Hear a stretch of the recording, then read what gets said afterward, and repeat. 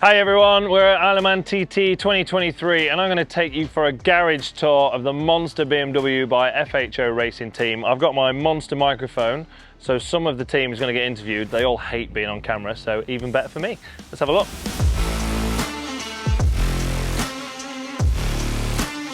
So we've got three bikes here in the Monster BMW garage. We've got my Superbike on the right hand side here. So that's the same bike that I race in British Superbikes. So heavily modified from what the standard bike is, pushing out somewhere near 250 horsepower at the rear wheel. No electronic aids, so no traction control, no anti-wheelie or anything along them lines. We've then got the Superstock bike sat here, so that has all the gubbins that you'd normally get, so all your traction control, anti-wheelie control and all that sort of stuff, which normally I turn off before I even get to turn one. I just don't tell the team, because I'm used to riding without electronics, you see. So that's the Superstock bike, and then we've got Josh's bike in the corner here. Now Josh is actually riding the Superstock bike in all of the big bike classes, so not only in the Superstock race, but also the Superbike race, Josh is actually riding Superstock bike, mainly down to parts and engines and all that sort of thing. There was not enough stuff to be able to have both of us on Superbikes as well as on Stockers, so team made the decision. To be honest, in 18 I did 134.4 on a Superstock bike, so the Superstock bike is still more than capable of being at the front and on the podium even in the Superbike race. How the garage is laid out, you can see, so Josh is this side, obviously my two bikes, one in the middle, one in the end, toolbox either side, and we have a mechanic on each of the bikes. Mel, who's just shut off because he's just seen the camera, is looking after Josh's Stocker on this side. I've got Andy working on the Superstock bike, and then Brownie, my normal BSB mechanic, working on the Superbike. We've got Clifford in the middle here. He's looking after electronics, so he's got a super busy 2 weeks because he's got to look after all three bikes electronically, download all the data, make all the electronic changes, all the fueling, all the ignition maps, the engine braking tables, throttle translation tables. We can change all of that. Some of it, particularly on Superstock bikes, we can change it while we're riding even as well. So if we wanted, we have up to 60 settings of traction control, 60 settings of engine brake control, as well as all the different throttle settings we can have as well. So super, super complicated. Who's got a really busy job? There's Mel, look, he's come back. He didn't realise, but he's come back. Hello, Mel. Andy in the background, he's on the Stocker. Brownie is on Superbike. Stuart isn't normally in the garage, to be honest, but because there's a camera here, he turned up. So he's the opposite of everyone else. Everyone else runs away when there's a camera. Stuart arrives. But I'm going to get my Monster mic for Clifford first. Cliffy, how's it been going? It's going pretty well so far, actually. No dramas, all fairly smooth. Yeah, really happy. And just how busy are you looking after three bikes? Pretty busy, yeah. It's a fairly long day, yeah, trying to get through all the data from every lap. There's a lot to go through and a lot of things that we're looking for to try and improve the bike. So, yeah, keeps me busy. He's always working. He even wakes up at like 3 in the morning sometimes and gets his laptop out because he's had a thought while he's been asleep. That's how busy Cliffy always is. Right, let's talk to Daz. Daz is the man who basically makes all of this happen. Everything that you can see here is down to him, really. Even how everything looks, how the bikes are built, how they're designed, how the garage is laid out. You name it, Daz has done it. Ain't you, mate? Apparently. How is it? Awesome. He's also the guy with probably the most stress because he's got to look after everyone and everything. No. But looking after them was easy. Looking after you is where the stress comes. It's my fault. Okay. And I have to look at things like this. If you bring the camera, this is what I'm trying to figure out for Pete at the minute. Basically, it's a diet for a MotoGP rider.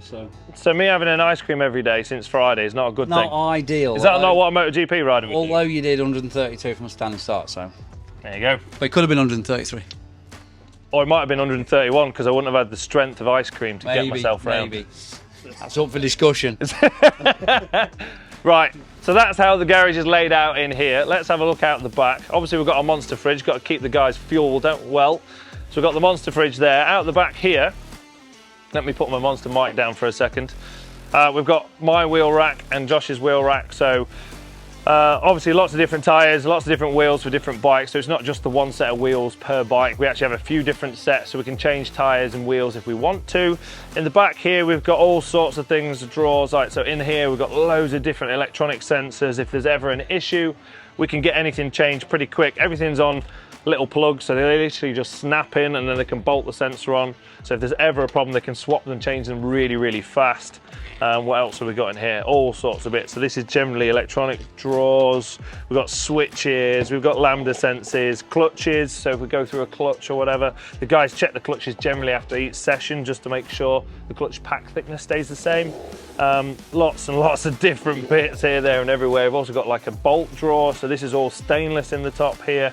You can see there's all sorts of different bolts, all race spec from ProBolt. Which is one of our partners. Got a titanium drawer, that's the most expensive drawer here.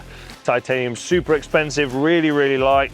Loads of bracketry fittings, like fairing fittings, you name it. The team's got it all sat here waiting to go just in case it's needed, even axles and stuff like that as well. So really expensive cases here. We've got swing arms, clip-ons, rear sets. Like I said, spare radiators, there is absolutely everything. So that's all on this side of the garage.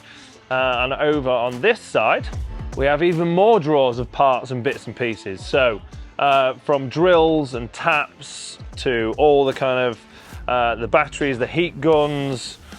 We have lots of sub-assemblies made up. So like here, for example, is one of Josh's. You might have to have a look at it this way because I can't take it out because it's all bolted in, but it's a handlebar that's got the throttle on it, the brake on it, and it's all pumped up ready to go.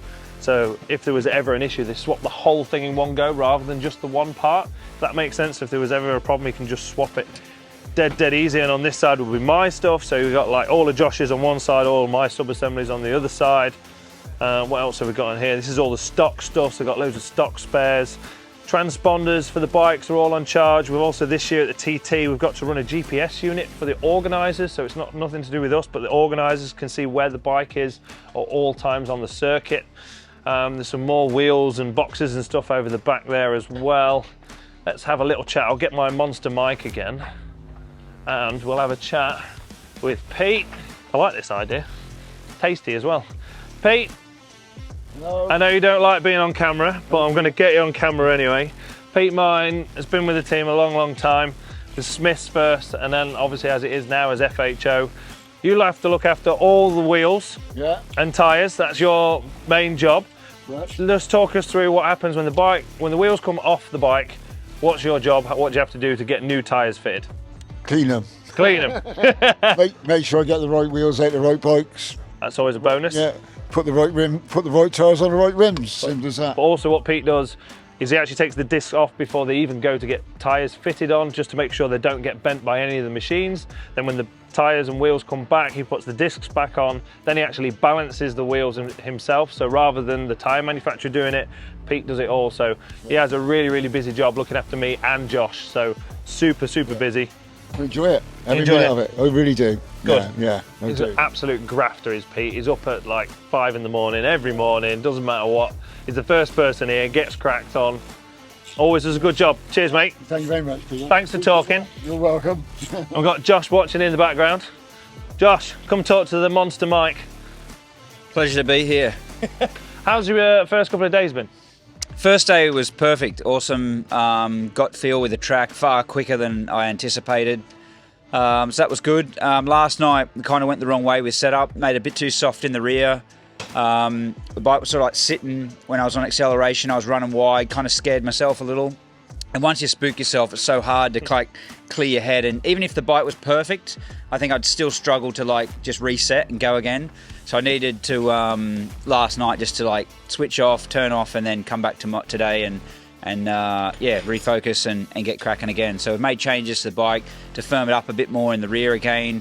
Hopefully it's the best of both worlds, where it feels firm and holds position, but still smooth and rides over the bumps. So we've made the changes to hopefully do that, and we'll see if that's worked out today. See what happens. I've basically got similar issues, so it's interesting. We're both exactly the same. Obviously, you've been away for a long time though. First night was actually really fast, 126 something for first night. So after being away for 5 years, that's massive achievement. But obviously enjoying yourself apart from last night. But good to be back. Yeah, I've been really pleased to come back. The first night really, gave me a sense of wanting to be here more than you can put into words. It's you know, when you're riding around, you think, are we really allowed to do this? It's, you know, you have to keep reminding yourself that this is actually what we do and we're allowed to do it. It's just a great. I don't think there's any way to explain it to anyone that's never done it before. It's only us group of people, that lucky ones that get to race this event, that will really ever know what that properly feels like. But so yeah, I'm thrilled to be back, and hopefully back every year, as opposed to the on-off program I've had in recent years. Cool, man. Well, enjoy it. And there's your garage tour of the FHO Monster BMW Garage. Hope you've enjoyed it. Hope you've learned something new. And we'll see you out there. It's actually already Evolution 2. Yeah, V2. Monster Mike V2. Oh, it's a bit shit, isn't it? But it is only... For the viewers back home, Pete. For the viewers back home. What's the crack here? So Monster Mike actually went down quite well, but Josh has got the new improved Monster Mike. V2. Evolution 2. Evolution 2, and you might see Evolution 3 later. Yeah, because Evolution 2 is like just some sticky tape. And so we think we can... Improve. We can come up with Evolution 3, which will be more factory. To be continued.